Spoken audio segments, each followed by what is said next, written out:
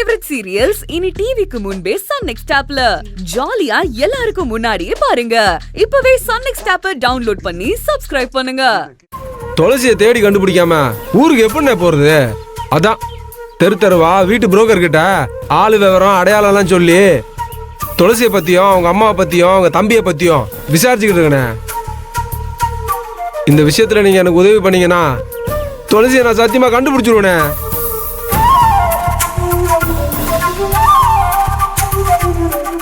என்னன்னு எதுவும் சொல்ல மாட்டீங்க? டேய் தம்பி, துளசியோட போட்டோ இருந்தா எடுத்துட்டு வரணும் சொன்னல. ஆமா, அதை முதல்ல எடுத்துட்டு வந்தியா நீ? இல்லண்ணே, துளசியோட போட்டோ தான் கிடைக்கவே மாட்டேங்குதுண்ணே. ஏண்டா அந்த பொண்ணு போட்டோ இல்லாம எப்படா அந்த பொண்ணை கண்டுபிடிப்ப நீ? டேய் இதெல்லாம் ரொம்ப கஷ்டப்படா. நீ நல்லா இருப்ப, நீ ஆளை விடுறா, நான் கிளம்புறேன்டா. என்னண்ணே, உங்களையே நம்பி வந்திருக்கேன். தம்பி எப்படி நடுத்தருல அம்போடு விட்டு போறீங்களே? டேய் ஏன் நிலைமைய தயவு செஞ்சு நீ புரிஞ்சுக்கடா. நானே இப்ப கிட்டத்தட்ட நடுத்தருல நிக்கிற நிலைமையில தான்டா இருக்கேன். அப்படியாண்ணே, அப்ப வாங்கண்ணே நம்ம ரெண்டு பேரும் சேர்ந்து.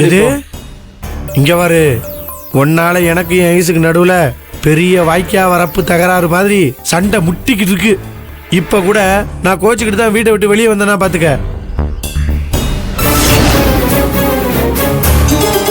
ஏண்டா நீதான் உன் கூடவே ரெண்டு தடி பயில வச்சுக்கிட்டு இருக்கல. இவங்க ரெண்டு பேரையும் கூட்டிகிட்டு போய் அந்த துளசி பிள்ளைய தேடுறா, போடா. இங்க பாருடா, நான் ராத்திரி முழுக்க கண்ணு முழிச்சு வண்டி ஓட்டினாத்தேன் ஒரு நாளைக்கு 2000 ரூபாயாவது பார்க்க முடியும். அந்த 2000 ரூபாயை வச்சுதான் என் அம்மாவுக்கு ஈசுக்கு அது வயிற்றுல வளர்ற 2 குழந்தைகளுக்கும் எதையாவது வாங்கி கொடுத்து அவளை சந்தோஷப்படுத்தி அப்படி இப்படி ஏதாவது பேசினாதான் இந்த பிரச்சனை முடியும்டா.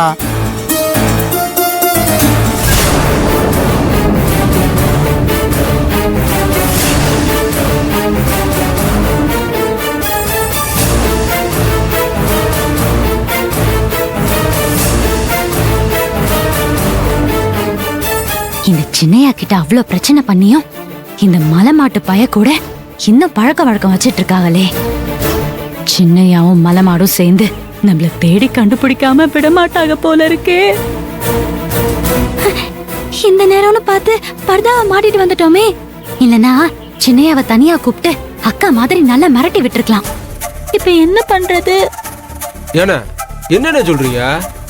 ராத்திரி பூரா வண்டி ஓட்டினாலும் 2000 ரூபா தான் சம்பாதிக்கிறீங்களா? ஆமாண்டா. எதுக்குன்னா அப்படின்னா கஷ்டப்படணும். நான் ஒரு நாளைக்கு 10,000 ரூபா தரேனே. ஒரு வாரத்துக்கு உங்க வண்டியை எனக்காக ஓட்டுங்க. 2 பேரும் சேர்ந்து துளசியை தேடி கண்டுபிடிப்போம். ஒரு நாளைக்கு 10,000? ஆமாண்ணே, ஆமா. ஒரு நாளைக்கு முள்ளங்கி பத்தையாட்டம் சொலையா 10,000 ரூபா தரனே. சொலையா 10,000? டே தம்பி, இப்ப நீ என்னுடைய தம்பி மருது முத்துங்கிறதுக்காக நான் உனக்கு உதவி பண்ணல. நீ என்னுடைய கஸ்டமர். நீ யாரோ ஒரு பொண்ணை தேடுற, நான் உன்னை கூட்டிக்கிட்டு போறேன், அவ்வளவுதான். சரியா? சரி சரி சரி, வாங்க வாங்க பாய்ஸ், கமான் வண்டியில ஏறுங்க. ஃபுல் ஏசி போட்டு கூட்டு போறேன் 90 சாங்ஸோட. நில்லுங்க.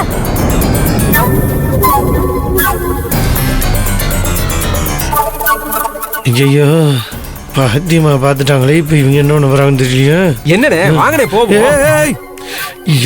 ஏன்டா நீ வர நேரம் காலம் தெரியாம இருடா கொஞ்ச நேரம்.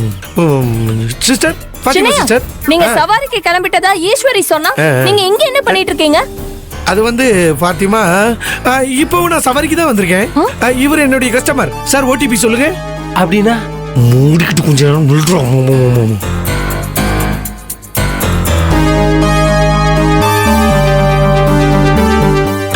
ஒரு வாரத்துக்கு என்னுடைய காரை இவர் தான் வாடகைக்கு எடுத்திருக்கிறாரு. நீங்க பேசினதெல்லாம் நான் கேட்டுட்டு தான் இருந்தேன். துளசியை தேடுறதுக்காக இவரு உங்க காரை வாடகைக்கு எடுக்கிற மாதிரி எடுப்பாரு. நீங்க சவாரிக்கு போற மாதிரி போய் துளசியை கண்டுபிடிச்சு கொடுப்பீங்க இல்லையா? இதுதானே உங்க திட்டம்?